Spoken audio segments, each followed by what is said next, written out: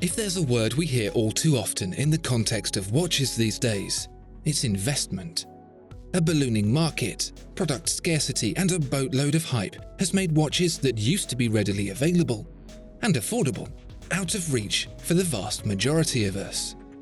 But that doesn't mean we can't get in on that action, because there are still a few more affordable watches that just might be worth hopping in at the ground floor on.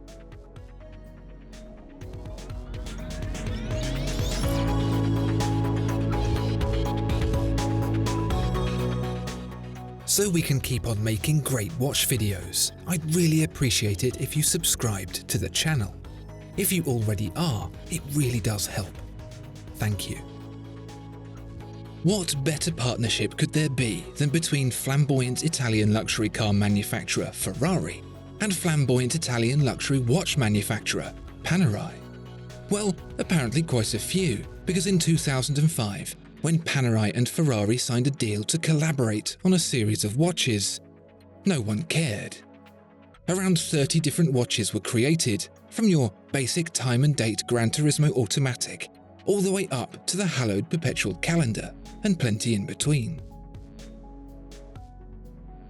Panerai took the Ferrari baton from Gerard Perregaux and handed it on to Hublot 5 years later, but somehow the pairing of these two Italian greats never quite seemed to gel.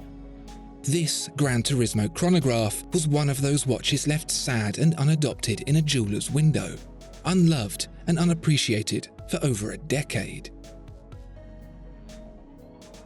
It's hard to say specifically why these Ferrari watches never really took, especially as Panerai was booming in the same period. Perhaps it was the lack of Panerai branding, the dial entirely dominated by the prancing horse motif. Perhaps it was the lack of in-house movement, the caliber OP12 built on an Etta base, although that was very common of the era. Maybe the 45mm size, an extra millimeter over Panerai's Luminor, was just too much for this chunky watch. Whatever it was, it seems to have since been forgotten, because interest in this watch, and others in the range, is starting to grow. Since the introduction of in-house movements in the Panerai collection, prices have correspondingly increased, and that's dragged up residuals with it. Now the cheapest way to own a Panerai is one of these Ferrari watches, even if you do have to look at the back to find mention of the watchmaker.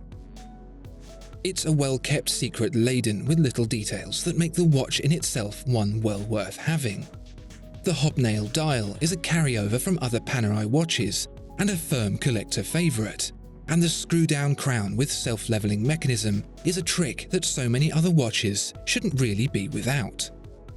The tachymeter scale and bicompax layout with red detailing certainly sell the watch's racing intentions.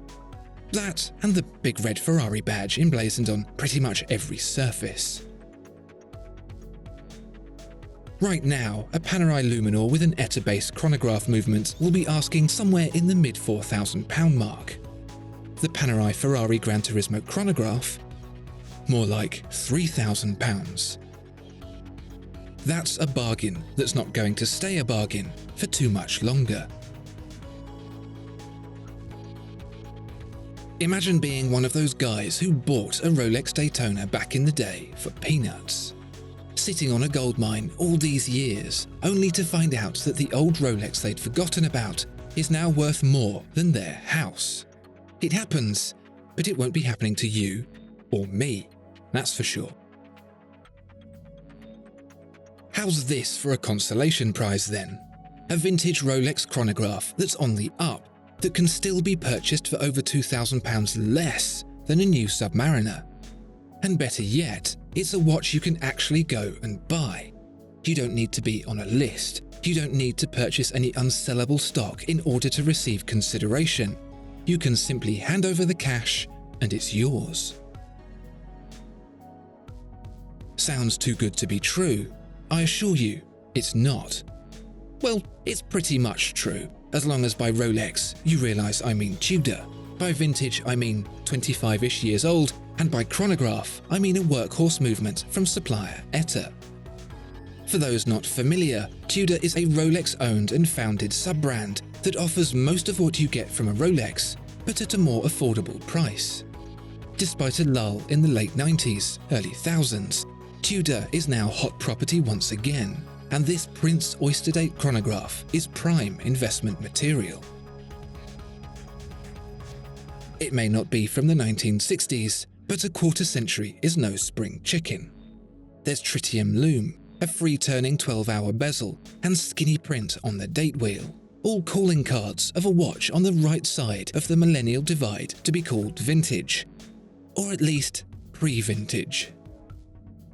As if solely to demonstrate the generational gap between this watch and now, the Tiger branding on the dial refers to champion golfer Tiger Woods, from the first time around. He's had many models since. Being £2,000 less than a Rolex Submariner, that bit's 100% true, however. This is a Rolex-made case, Rolex-made bracelet. You'll recognise the hollow links and rattly clasp. And although it doesn't get a Rolex movement, it's still every bit a member of the Golden Coronets family. With the date window, a feature absent on the sister Rolex Daytona, it's even a bit more practical too. Thing is, these used to be even cheaper, but interest in Rolex, new and vintage, and increasing interest in Tudor has given this watch the makings of a solid future investment. Okay, so you won't likely be able to pay off your mortgage with it, but hopefully it'll look after you well, so long as you look after it. Fancy yourself an entry-level FP Journe? I hope you've got a spare £20,000 going, because that's what a watch from that particular multi-award-winning watchmaker will cost you. That's if you can get one. The Chronometer Bleu, for example, may be at the less expensive end of the brand's collection, but the waiting list didn't seem to get the memo. You'll be jumping through some hoops to get hold of that one. How about a Laurent Ferrier then? Former Patek Philippe creative director, Laurent Ferrier went out on a limb in 2010 and started making watches under his own banner instead. He must be doing well too, because you'll be paying him at least £35,000 for the privilege. There's Philippe Dufour as well. Don't even ask about that. I don't care how rich you are, you can't have one. They're all sold. I mean it, all of them. Gone. The point is that this slowly bubbling fascination with watchmakers that operate in small numbers and extremely high quality, whose names you won't see at the tennis or the golf, is about to boil over. Collectors are looking beyond the big names to a generation of watchmakers who are so in the most traditional sense. People who have dedicated their lives to designing and making watches. But it's a shame that these watches are the sole delight of the wealthy collector, who has the privilege to both expand their bank account and enjoy themselves whilst they do it. Don't shed a tear, however, because if you can muster £9,000, you've got a chance of entering that very same club. Alright, so £9,000 is hardly affordable in the broadest sense of the term, but for what we're looking at here, the H. Moser Cie Endeavour Centre Seconds, it's pretty much armed robbery. Renamed more times than New Coke, the Endeavour was formerly known as both the Mailloux and the Monard, coming together under the new banner in 2017 after a bit of organisational housekeeping. But enough admin. It's the watch itself we're interested in, whatever it might be called. Here's what you'd want to know if this were a game of top trumps. Solid gold case, in-house movement, hand-finished details. To expand on that, the gold case gets trademark H. Moser Cie sculpting on either side, making it instantly recognisable. The caliber HMC 343 is hand-wound, with 7 days power reserve and a completely unique interchangeable escapement with gold pallet fork and escape wheel.